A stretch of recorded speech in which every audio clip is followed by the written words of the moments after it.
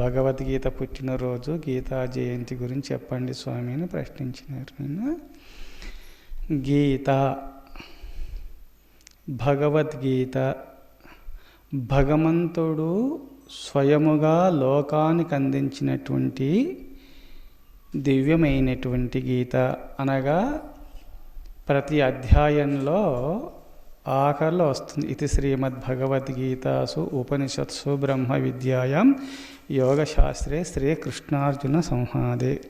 కృష్ణార్జునుల సంవాద రూపంలో వేదముల సారము, ఉపనిషత్తుల యొక్క సారము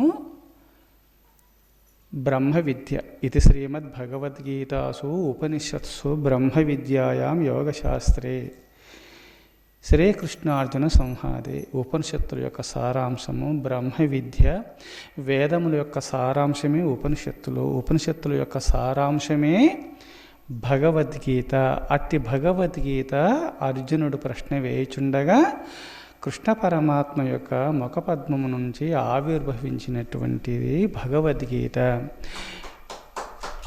ఎక్కడ ఈరోజు భగవద్గీత పుట్టినరోజు, మీరు భగవద్గీత గురించి, భగవద్గీత ఎలా పుట్టింది అన్నారు. మరి ఒక కుమారుడు ఉంటే తల్లిదండ్రులకు ఒక కుమారుడు, కూతురుంటే పలాని తల్లిదండ్రులు అని ఎలా పేరు ఉంటుందో, గీతామాతకు తండ్రి ఎవరు, ఎలా పుట్టింది, ఎక్కడ పుట్టింది అని ప్రశ్న వేసినారు. కావున గీత పుట్టెను యుద్ధ భూమిలో, గీత పెరుగెను భరత భూమిలో, గీత మర్మము బోధ చేయుచు గీత చదువుములెమ్ము సోదరా, భగవద్గీత చదువగలెమ్ము సోదరి. గీత చెప్పెను కృష్ణదేవుడు, గీత వ్రాసెను వేద వ్యాసుడు, మననంబు చేసెను పార్థుడు, గీత చదువగలెమ్ము సోదరా, భగవద్గీత చదువగలెమ్ము సోదరి.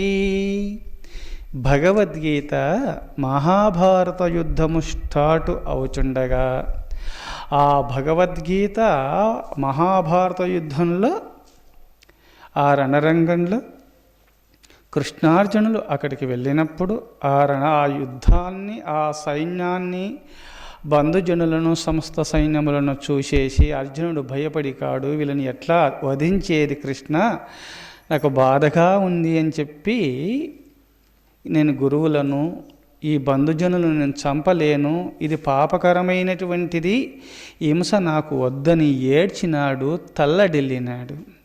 అప్పుడు భగవంతుడు కృష్ణ పరమాత్మ ఉపదేశం చేసినాడు భగవద్గీతను. అర్జున, మరి భగవద్గీత వేదముల యొక్క సారాంశము భగవంతుని యొక్క ముఖపద్మము నుంచి ఆవిర్భవించింది. 4 వేదముల యొక్క సారాంశము ఆ 4 వేదాలు, ఋగ్వేదము, యజుర్వేదము, సామవేదము, అథర్వణ వేదము. వేదాలు కూడా ఏకమై భగవంతుని యొక్క ముఖపద్మము నుంచి ఉద్భవించినటువంటిది.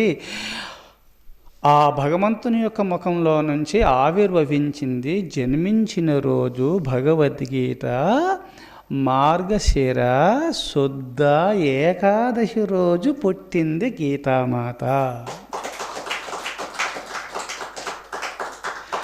ఆ భగవద్గీత ఎవరైతే గీతాపారాయణ చేస్తారో వాళ్ళు భవబంధ విముక్తులై తరిస్తారు.